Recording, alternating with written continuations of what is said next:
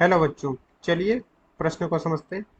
लंबी दूरी के टीवी प्रेक्षण के लिए उपग्रहों का उपयोग आवश्यक है, क्यों? हमें बताना है कि लंबी दूरी के टीवी के प्रेक्षण के लिए उपग्रहों की आवश्यकता क्यों पड़ती है। मुख्य अवधारणा प्रकार से पृथ्वी है तथा के चारों ओर वायुमंडल की परतें हैं तथा सबसे बाहरी हिस्से पर आयन मंडल है जिसमें मुक्त आवेश होते हैं, इसलिए इसे आयन मंडल कहते हैं तथा इस वायुमंडल के बाहर उपग्रह स्थापित होते हैं। इस प्रकार से लंबी दूरी के प्रेक्षण के लिए उपग्रहों का उपयोग इसलिए किया जाता है क्योंकि टीवी संकेत उच्च आवृत्ति के होते हैं, उच्च आवृत्ति के होते हैं जो आयन मंडल से परावर्तित नहीं होते हैं, उसके पार चले जाते हैं। इसलिए इन्हें, जैसे मान लीजिए इस स्थान पर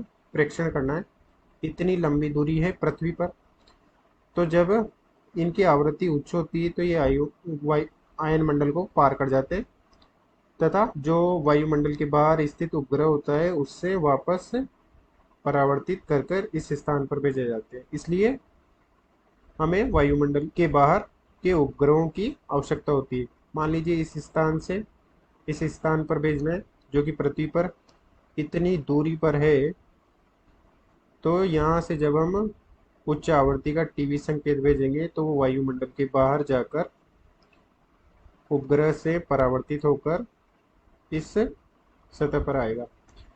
अतः इस अतः प्रश्न का सही उत्तर है कि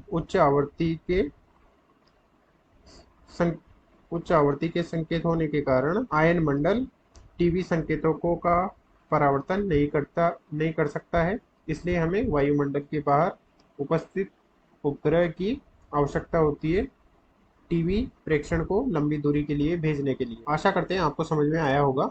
धन्यवाद।